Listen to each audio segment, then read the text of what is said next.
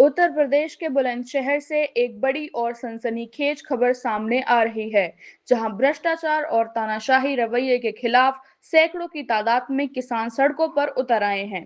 भारतीय किसान यूनियन महाशक्ति के राष्ट्रीय अध्यक्ष के नेतृत्व में आज किसान कार्यकर्ताओं का एक भारी हुजूम शिकारपुर के तहसीलदार गौरव बिश्नोई के खिलाफ मोर्चा खोलते हुए जिला कलेक्ट्रेट मुख्यालय पहुंचा।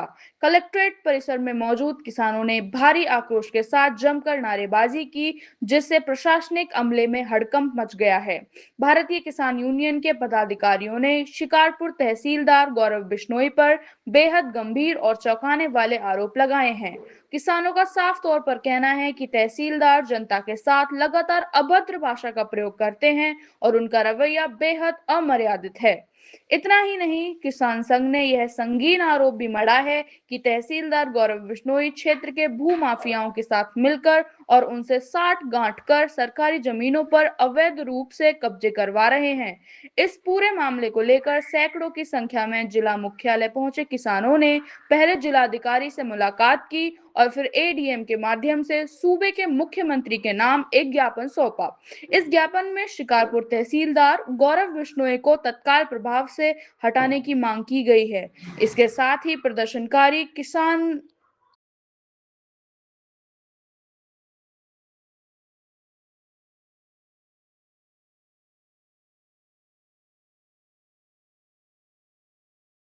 इसके साथ ही प्रदर्शनकारी किसानों ने प्रशासन को खुले शब्दों में एक बड़ी चेतावनी भी दे डाली है।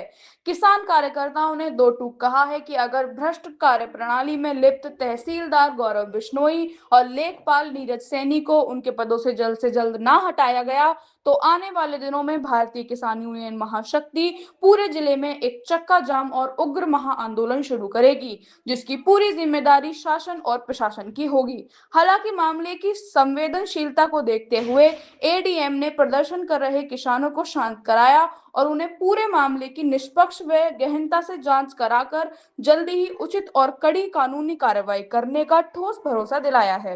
अब देखना यह होगा कि प्रशासन इस पर क्या कदम उठाता है, लेकिन फिलहाल बुलंदशहर में इस मुद्दे को लेकर सियासी और सामाजिक पारा पूरी तरह से गरमाया हुआ है। 41 बचा 599 43 143 162 पोखर इन पर कब्जा है सर, और फर्जी हत्या करके उन्होंने रिपोर्ट लगा दी, खाली दिखा दिया।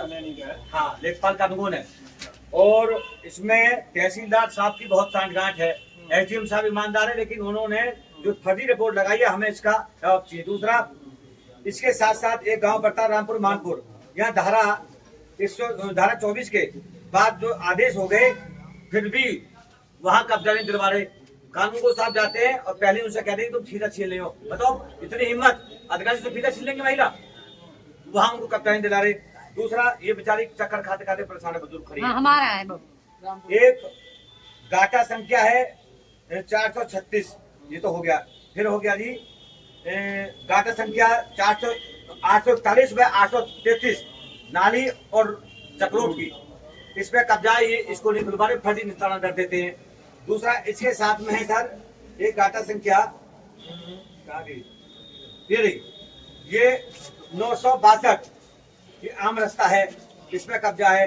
और एक है सर तुम्हारा कौन सा गांव है? दीगी में, यहाँ उस पे कब्जा सबके संज्ञान में भी डीएम साहब को दे गए मामला हिंदू मुस्लिम का।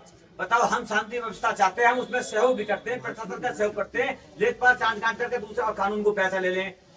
तहसीलदार साहब की इतनी बड़ी बदतमीजी है, कोई कार्यकर्ता जाता है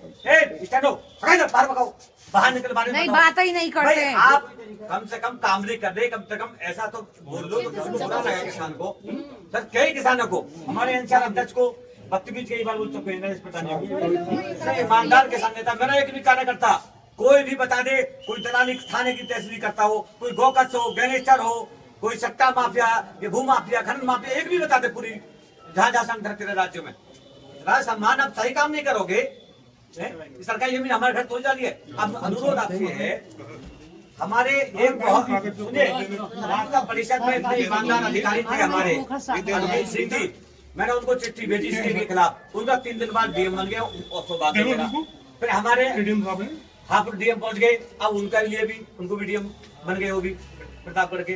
फिर मैं मिलूंगा कल कमिश्नर साहब के यहाँ जाऊँ उनके लिए मैं कल अनुरोध है आप ज्ञापन न समझें, क्योंकि हम लोग भुगतान कराएंगे। हाँ, आप इतना सम्मान हमारे लोगों का करते हो, समाधान भी करते हो। 497 नंबर की